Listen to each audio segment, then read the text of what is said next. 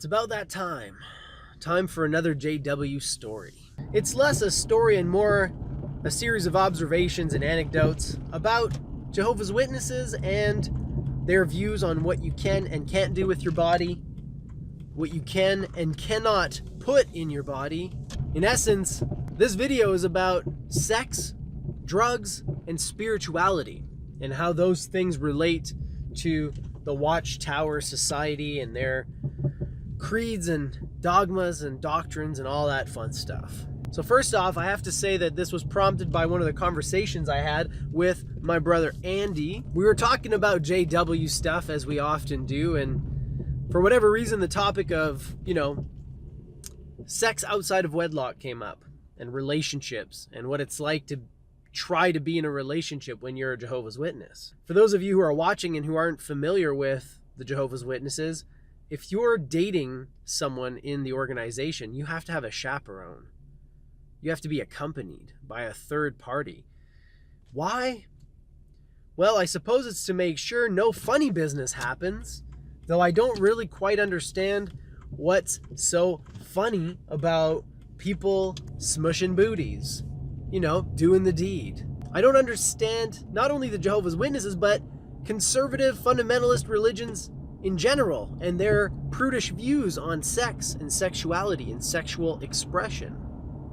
I look at the world, I look at nature, I look at plants and animals.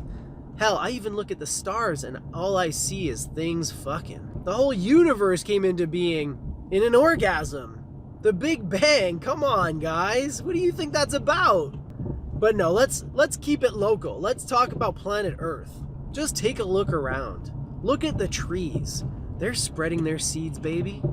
Look at the animal kingdom. Everywhere you look in nature, there is sex happening. It's the most natural thing in the world.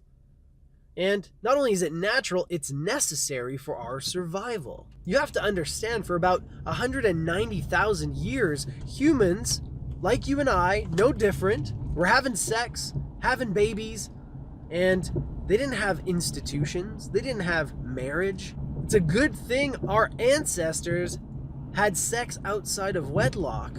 Otherwise, none of us would be here today. Even if you take Adam and Eve, they never got married. So there's this very strange contradiction. To me, it's like, do you want to know your creator?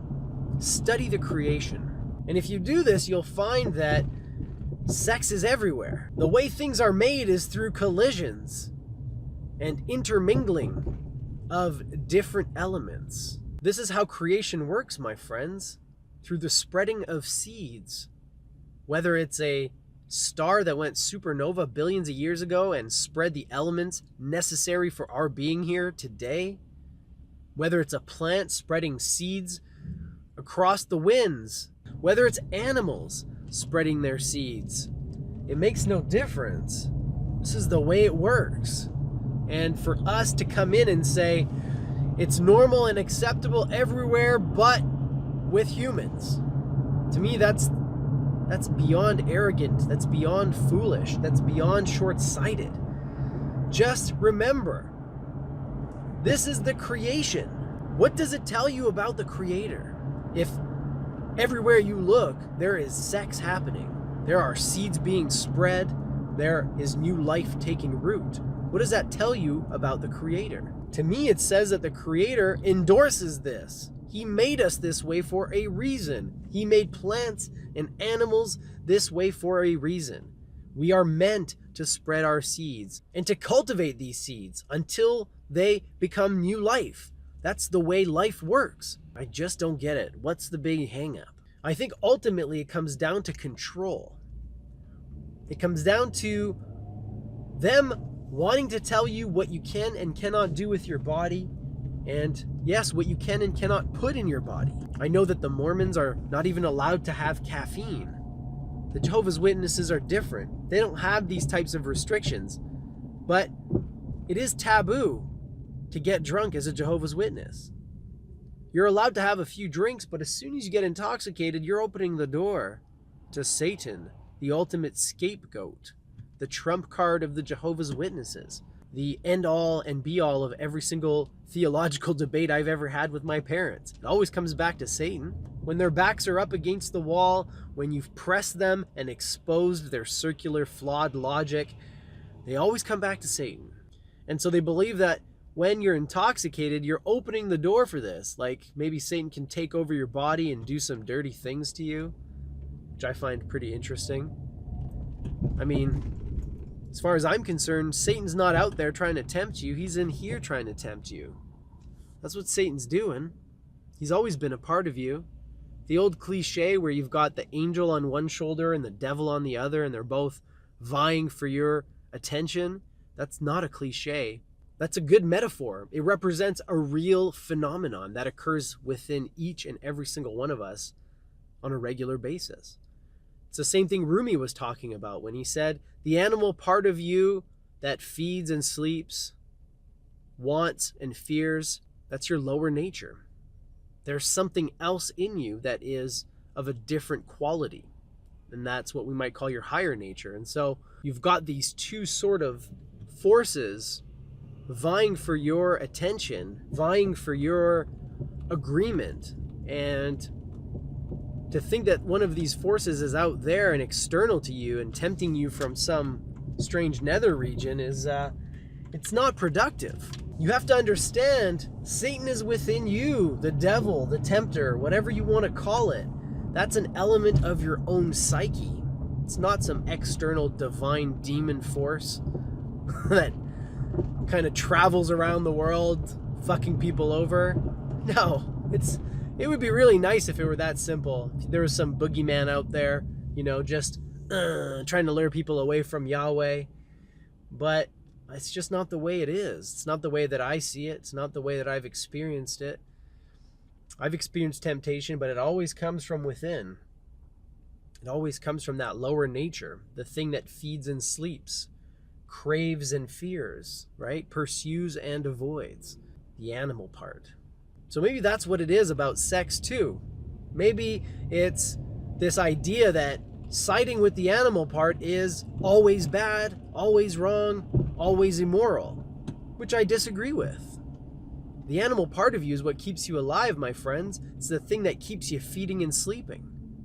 It's the thing that keeps you motivated to carry on.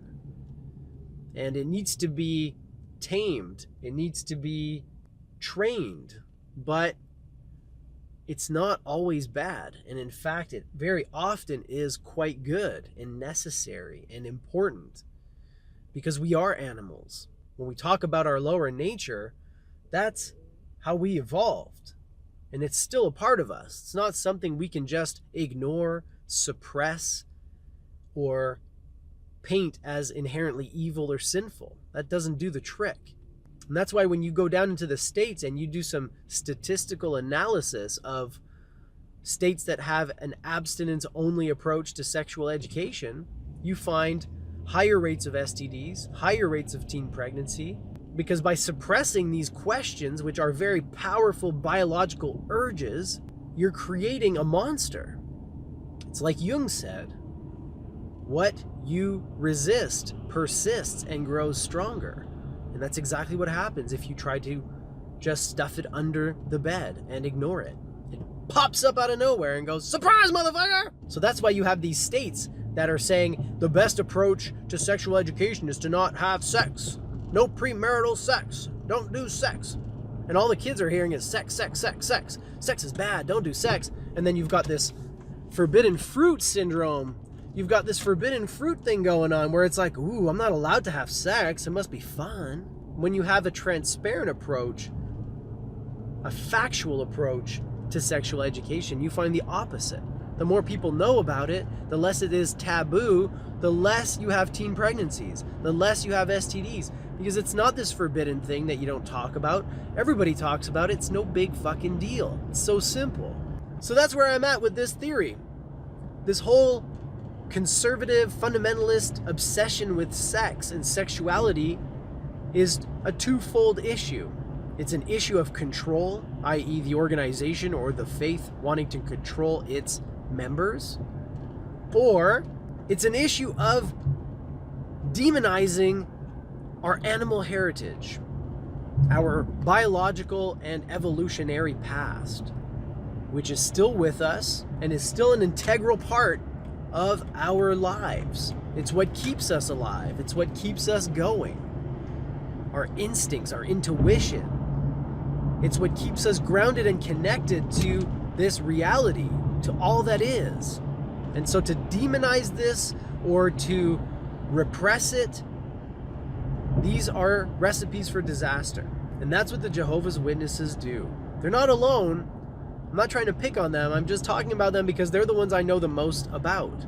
I know their policies on these things, so I can speak more confidently about these issues. I know that a lot of conservative, fundamentalist Christian sects and Muslim sects are similar in a lot of ways. And like I said, I mentioned the Mormons. I know that they're quite particular about what you put in your body. I'm assuming they're probably pretty particular about what you do with your body as well, but I don't know much about that. All I know is if you get married to someone before you have sex with them, before you live with them, I think you're making a little mistake. Little. I think you're making a huge fucking mistake. Holy! You will never know a person until you have lived with them. And unfortunately for human beings, romance and romantic love and, the making of soulmates, in my personal experience, contains an element of lust and sexuality. Otherwise, what you have is a friendship, a very good friendship perhaps, but if you're lacking that element of passion, of lust for your partner, that urge, just want to grab them. If you're lacking that, then I would suggest that you're not going to have a successful marriage. So to me, the Jehovah's Witnesses, they're setting themselves up to fail. And then they've put themselves in this crazy catch-22 where you're not allowed to get divorced. So it's like you aren't allowed to sleep with the person before you marry them. You're not allowed to live with them before you marry them. You're not even allowed to hang out with them alone in most cases because you have to have a chaperone. And then you expect these people to live happily ever after? What kind of fucking dream world are you living in, my friends? I mean, that's never gonna happen. And you know how many unhappy marriages I have observed among the Jehovah's Witnesses? And I'm not even a member. I never was. I was just exposed to them. I was around them. And in my brief time exposed to the Jehovah's Witnesses, I have to tell you, I think the exception is the happy marriage. I knew of at least one couple that was happily married. And it was the exception to the rule. All the other ones were like roommates. Can you imagine your partner, your romantic partner, your soulmate, the person you're going to spend the rest of your life with, and they feel like your roommate? So it's a bit of a rant, I admit, but I think that it had kind of a theme. Just riffing, I guess. I'm just talking about these things because to me it's like, just to repeat the point here one more time. I don't want to, beat the dead horse any more than I already have, but I think I will. If you want to know the Creator, you've got to study the creation. That's the only way. I mean, you can read the book, but you have no way of knowing whether it was inspired or written by or even influenced by God. But you can be pretty damn certain that this planet and this universe didn't come into being on its own. There are certain laws, certain patterns in the way the universe forms itself, and you can't deny that there is an intelligence or a consciousness or a will behind these things. If you want to get to know that will, if you want to get to know that consciousness or that force, you have to look at the creation. Now, of course, I've been talking about it in terms of creator and creation, but in my view, they're one and the same. Unlike most human-made tools and objects, this universe wasn't made by something outside of itself. There's no creator sitting outside of the universe. I believe that the creative force, the creative spirit, whatever you want to call it, intermingles with everything it creates. It is part of the creation. It is inside each creation, just like it's inside you and me. This invisible force, this divine consciousness, this wisdom that we can all tap into, these are all elements of this great and divine being. And so if you want to get to know God, if you want to get to know the Almighty, don't read the Bible. Study the creation, and you'll study the Creator at the same time, because they're one and the same. When you do that, you're going to realize sex can't be bad. Sex is natural. Sex is part of this network of life that we are also a part of. There's no denying it. There's no separating one from the other. It's just that simple. Everything fucks. Everything. Even plants. And like I said, the entire universe is a result of fucking. The Big Bang is just a mighty orgasm. It's just an orgasm. It's the Big Bang. I've seen those before. And I've seen life emerge from those Big Bangs too. So, listen, I know it's just a joke. I'm just playing with you. It's okay to be abstinent. It's okay to be chaste. There's nothing wrong with that. I'm not saying you need to be promiscuous. I'm just saying there's nothing wrong with it either way. It's personal preference. As long as it's consenting adults, don't let your fucking church tell you what you can and can't do. It's consenting adults. The only permission you need is from your partner. If you guys are down, it's all good. I just don't get it. But maybe you can help me understand, because like I said, I was never a Jehovah's Witness and I don't really know exactly where it comes from.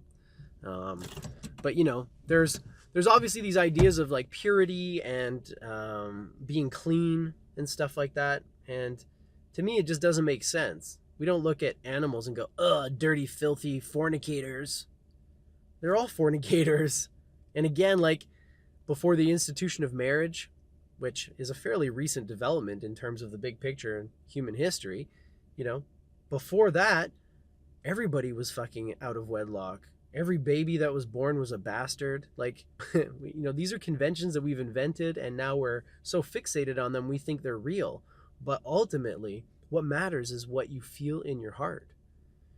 What matters is how you make your partner feel, and, or partners, I mean, whatever. I mean, as long as it's all good, as long as it's all consenting, everybody's having a good time, how can you possibly regard that as sinful? And, you know, I'm going to leave you with this last tidbit. The Jehovah's Witnesses say that God is love, which is a tough pill for some of us to swallow, especially if you've read parts of the Old Testament. But, you know, here's one way that they could prove this statement to me very easily. And it would be by forgetting about all of this nonsense with homosexuality and opening it up to people of all these different orientations. Because ultimately, if God is love, and you have a couple that is truly in love and that treat each other well and embody so-called Christian values, I personally think that Yahweh would be cool with that, because he's love, right? And these people are in love, whether it's two men, two women, a trans person, you know, whatever, or even maybe like, I don't know, some kind of polyamorous or polygamous family. Like, it's all out there. It's going to happen, right? That's the next big battle, that's the next social justice battle in terms of sexuality, in my opinion. It's going to be people who are in love with multiple partners, or people who want to be married to multiple partners. And just like with homosexuality, same-sex marriage, there's going to be lots of resistance. But to me, it's the same issue. It's about consenting adults, and it's about letting people do what makes them happy. As long as it doesn't hurt anybody, doesn't fuck with anybody. How are you going to justify banning it? How are you going to justify making it illegal? How are you going to justify it? You know, just open it up. Stop being so restrictive, right? If there are consequences in terms of like economics and tax codes and stuff, we'll fucking deal with it. We're pretty clever, right? Let's not create obstacles where there are none. We're adaptable. So if God really is love, as the Jehovah's Witnesses like to say, then, you know, shunning and banning homosexuality, or saying that if you're gay, you can't act on your impulses, because there are gay Jehovah's Witnesses that just repress it, I guess, which you know, if you're out there, I feel really bad for you. And I wish that you would just get out of there. Like, just get out of there. You're not helping yourself. You're not helping them. And, you know, just think about it. If God is love, would he really want you to suffer the way you've been suffering? Repressing yourself, feeling like you can't be who you truly are. And again, who made you that way? You know, like, Why are you that way? You're telling me that God allowed you to be born this way. It wasn't a choice, obviously, because if you could choose, you would choose not to be, right? So God made you that way, or he allowed humans to have the potential to be that way, and then he punishes you for being the way you are, the way you can't help being. He says you can't be that way, so you gotta, force it, repress it. A God who is love would never do that to his or her followers. I firmly believe that. Unless I totally don't understand what the word love means, and I think I do. Any God that claims to be synonymous with love itself wouldn't promote the things that the Jehovah's Witnesses do to each other. The blood transfusions, the sex scandals, the child abuse that's just swept under the rug, and the shunning. And yeah, it just doesn't make sense to me. So anyway, that was my rant. I'm done. Hope you enjoyed it. Bye.